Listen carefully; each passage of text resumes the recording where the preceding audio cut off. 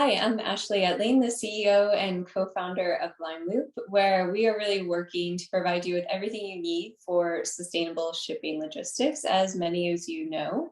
I'm joined today by Christina Oliver, who will also be talking about the state of returns and how to really prepare for the e-commerce holiday season. Well, as you all know, returns come with the season and with e-commerce. But in the last 5 years, we've really seen an increase in this. And with the increase of returns, we've also seen an increase in waste. So one of the many things we'll be talking through is some tips on how to really decrease that waste as we start to really go into January.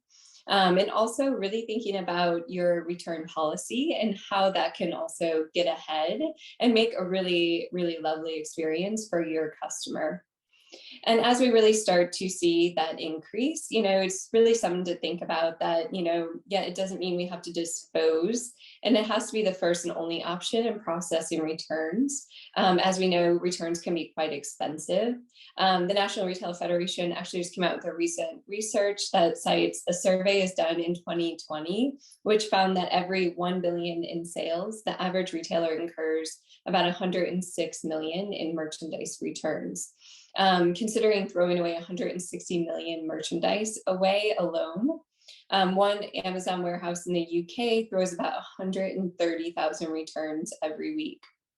So all in all, really big numbers, but it's something to consider as we all really go into holiday returns.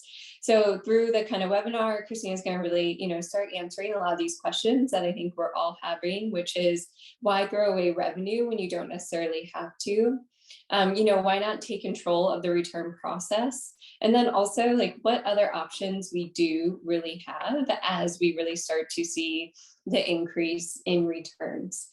So really today, Christina's going to go deeper into not only the current state of returns and really setting the stage of what we're looking at as we go into kind of post-holiday, but then also really how to prepare for that holiday influx as we even start to see returns, even sooner as we start to like really look into that we're trying to actually ship a lot earlier and get ahead of the shipping season.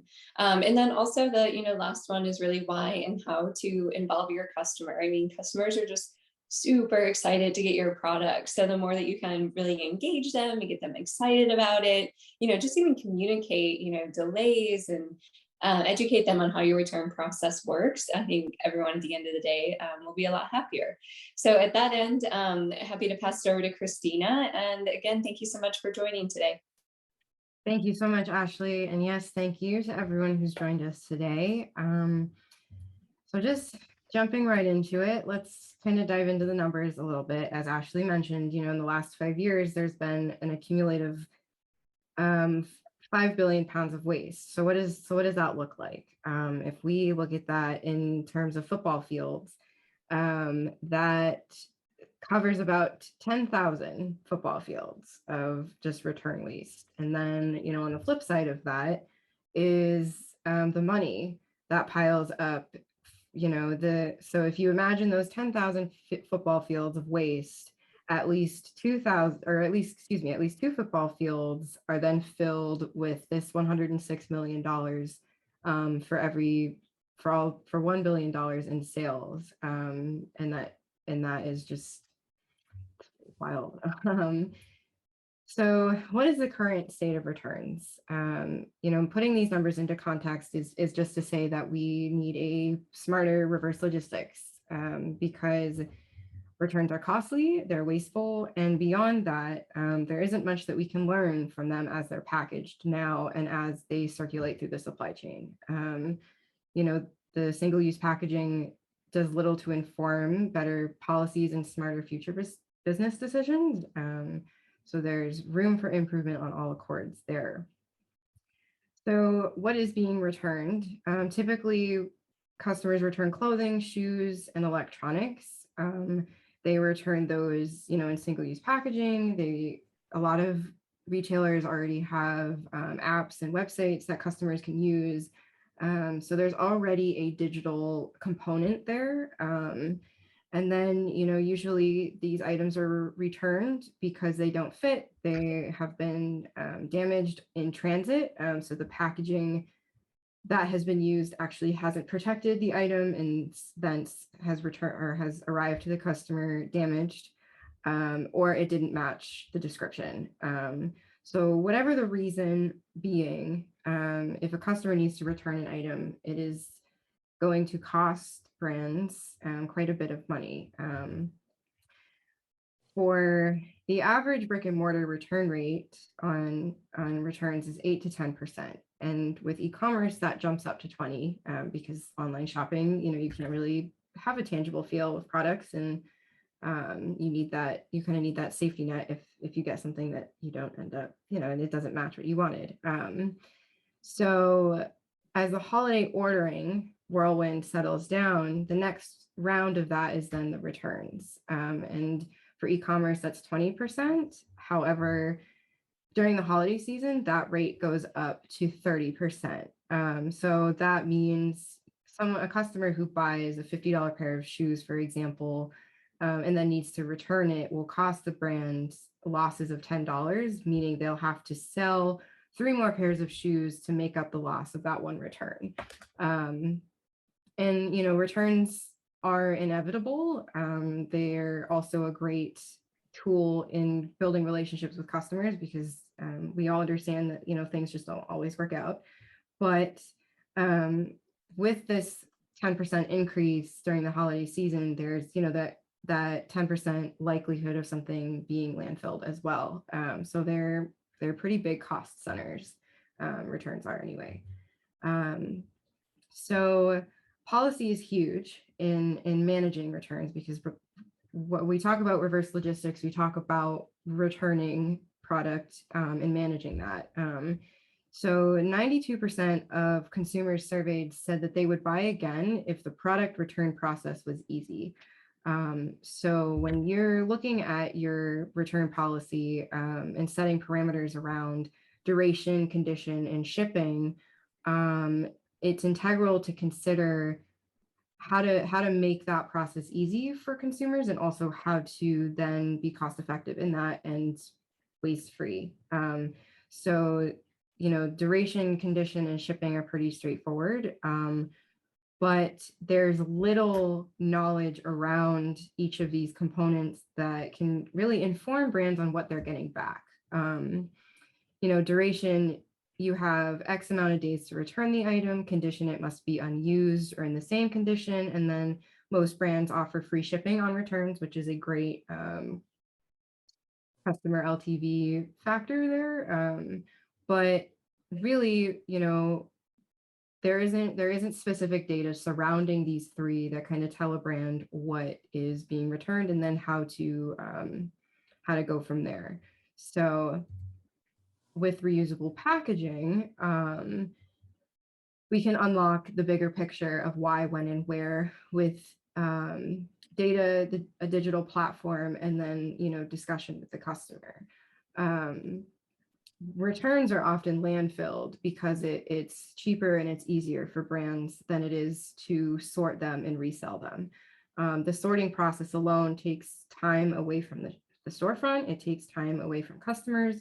And it just, bottom line is that it takes extra resources. So if, with reusable packaging, there's a way to save in costs and labor in that once the customer has received their package and they've opened it, that data then is bounced back to the brand. So they know precisely when and they know precisely where. And then the why, if with the parameters surrounding a return policy for duration, it can then, your policy doesn't necessarily have to be so vague. You have 30 days to return an item, but within those 30 days, you don't know what's happening with that item. So if you have data pinging back to you on precisely when that customer opened it, how long they had it before they returned it, when they opened it, was it immediately? Was it a couple days after? Was it never? Did they never open it and they just changed their mind? And then where, can be a good tool in deciding, which return facility it needs to go to. If it's perhaps closer in one area than the other, which then can save on shipping, since customers aren't paying for shipping, being that they're returning the item, and you don't want them to pay for shipping. So if brands can know precisely what's happening during a package's journey, they are more likely to then have controllable returns, which are returns that can likely be reduced or eliminated with a better logistics process. And this includes checking things for improper product descriptions, poor packaging. As I mentioned earlier, the single-use packaging typically used for returns is pretty flimsy. It can tear easily, and so whereas reusable packaging is more durable and secure, there isn't a chance that the product getting to the customer will be damaged, especially when talking about clothing or shoes, and even electronics, really. So all in all, unlocking the bigger picture with reusable packaging kind of zooms out the process of returns, in that it gives a better picture of what's being returned, when it's being returned, and why. And it also then opens the discussion up for consumers as you're connected with them through a digital platform, so they can be a part of the return process, which helps them feel valued and makes it easier for brands to then process them, knowing what's coming back to them. So with that being said, there's a kind of a method that we've come up with reusable packaging, to help ease the returns as the influx comes with the holidays. And that's plan a return strategy, present reuse as a tool, and then project sustainability. So to plan with reusable packaging, it's key to establish a return policy driven by reuse. So part of the reverse logistics system with reusable packaging is that the package comes back, closing the loop so that brands can collect the data that has been collected, and it can be cleaned and reused. So if your reuse policy encompasses that return, there are opportunities there that can get customers involved. And if they're already returning the package, if they happen to have to return something, they don't have to go find packaging to return it. They don't have to hunt a shipping label down, especially with a digital platform that houses all of that. So the return policy itself can encompass reuse as incentive, or even as instruction on how to return the package, or how to process their own return, what to do if they need to return that sweater or those sneakers or what have you. The next is you'll want to work through the reverse logistics using a digital platform. So working through that, meaning what does the flow of returns look like in reuse? You want, chat, the bottom one is to chat with your 3PL, and you want that open communication across the supply chain so that, returns can be efficiently restocked or repaired or donated, or however the case is. Because ultimately these options are available, they're just not attainable necessarily because of the volume of returns. So if you have an asset management tool in your reverse logistic plan that helps you map out, this return coming from the Bay Area, for example, is going to go to this return facility, and which then can be redispersed right there. It doesn't have to go anywhere else.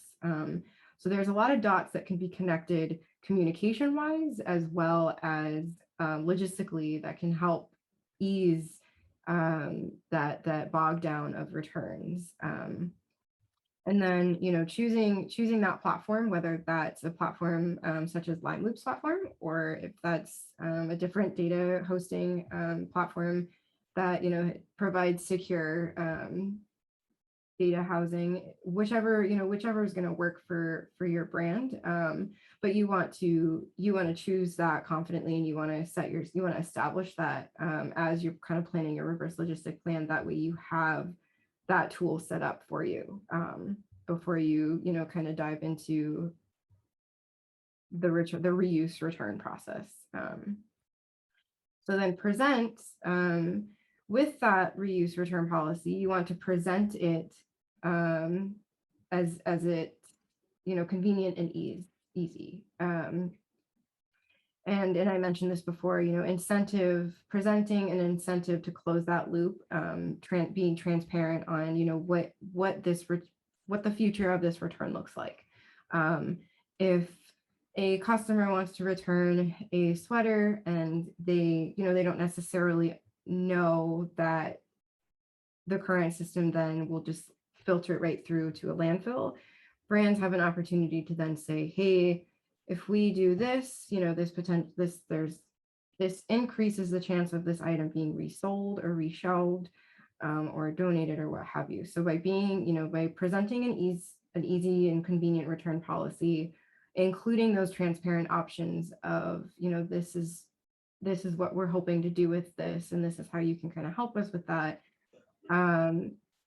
is more likely that customers are going to get involved and return that package and process that return quickly instead of sitting on it. I've experienced it a couple of times where you get something and it doesn't quite fit right, or you just just not what you didn't hit the mark right well, and then it just kind of sits there waiting to be returned, right? And that it kind of just is in limbo, and that affects the brand's inventory, and it also affects when that return does kind of finally come through. There's how long did they have it, what did they do with it, etc. So by providing incentive and by being consistent and accurate with that as well, you can chat with your customer and kind of present this ease of frustration for them when they do have to end up returning, especially with the holidays. There's a lot more chance that the volume of returns will be more. There will be a bigger volume of returns because people buy gifts for each other. They buy gifts for other people that they forget to give, or whatever the case is. The volume is just larger. And then project is as the reuse program with the reusable packaging and as your reuse return policy kind of start to flow and get into a rhythm, there's going to be data that's cumulative from this year in this holiday return process that you can use to project your customer needs for next year. So as Ashley mentioned earlier, the return season spikes between January and February. So if you can collect data now that then can be turned around and used next year, you have a better chance of getting ahead of that return influx versus now managing it. And this is also, projecting the fate of returned merchandise. As I mentioned, those options before of resell, repair, donate, or what have you. If the more data you have on the types of returns you're getting back, especially if you're a clothing brand and you realize that a lot of your customers are returning brand new items that still have the tags on them, you can set up then another flow that kind of sends those brand new returns to a different processing facility that can then just turn around and resell them. And this is also important, for environmental savings. Not only are you measuring environmental savings by using reusable packaging, but the reverse of that is how much am I saving in returned waste by then being able to better manage where these returns are going. Disposal, because it is cheap and convenient, it just kind of just naturally is the option. But with projecting sustainability forward thinking, your brands can present this all around reuse package for their customers that then on the flip side measures their environmental savings for their future decisions. So as I've touched upon, a couple of different times already, involving your customer is key here, because they are the one to close that loop, and they are the ones that need your support in returning items. Return policies, again, are integral to customer LTV because they want that reassurance that if I purchase this, I can then return it if it doesn't work out, especially with e-commerce. So key moments, to involve your customer are, one, again, the returning the actual package itself, whether that's with returns or without. And if it's with returns, what does that look like? You can encourage the return of the package, and establish, a pattern in customer expectation. So if they receive their order from you in a reusable package, the expectation then is set that they can return what they need to you in that same package. And that is just going to, there's no extra packaging, there's no, and on top of the return waste, there's no extra packaging waste in that case scenario as well. And then additionally to that, the post-purchase experience personalization.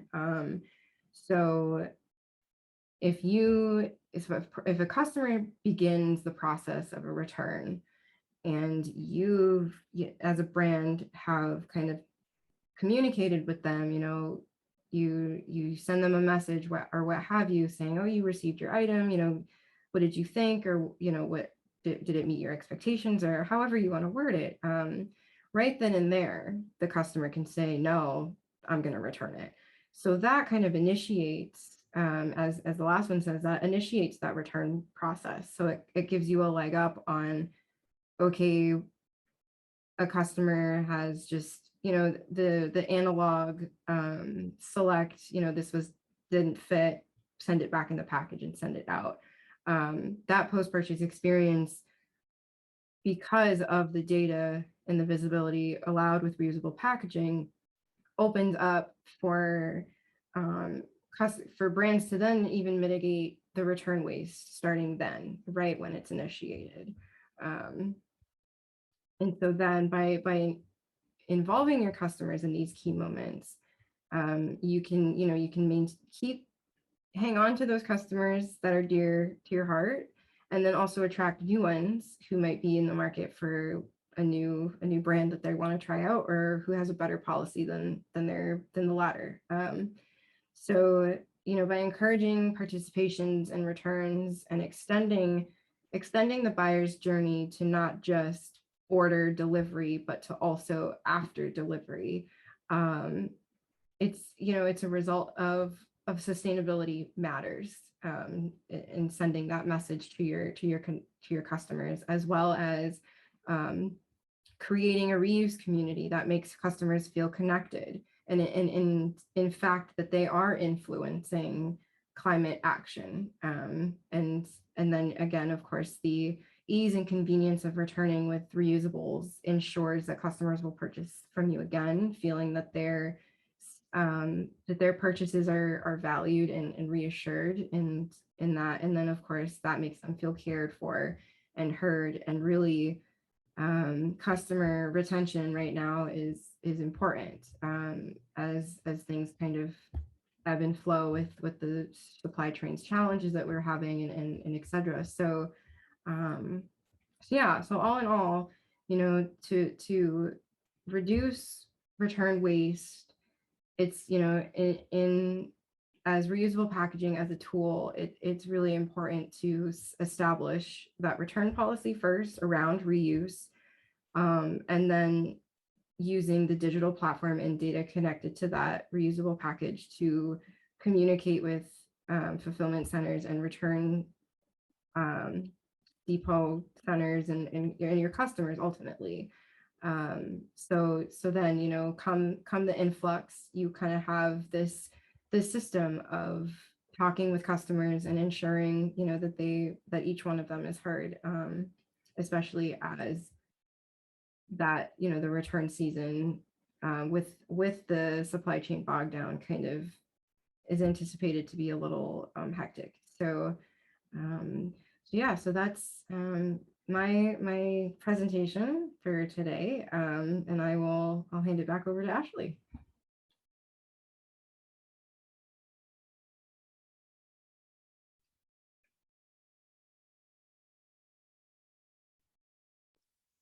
That was a very classic unmute. So I'll start over again. And thank you so much, Christina. And thank you so much for joining today. We all know that was a lot to intake, but also, really good to dissect and kind of take it piece by piece. And as you really start to go through that, please do not hesitate to reach out. You can reach us at any of our social media handles at the Lime Loop. You can also reach us at hello@thelimeloop.com or info@thelimeloop.com. We're always here to help and especially talk through not only returns, but also, as you start to really think about your reuse program and not to only start it, but also as you evolve it and really scale it with your customer. So thank you again so much. And we look forward to seeing you at the next webinar. Thanks, everyone.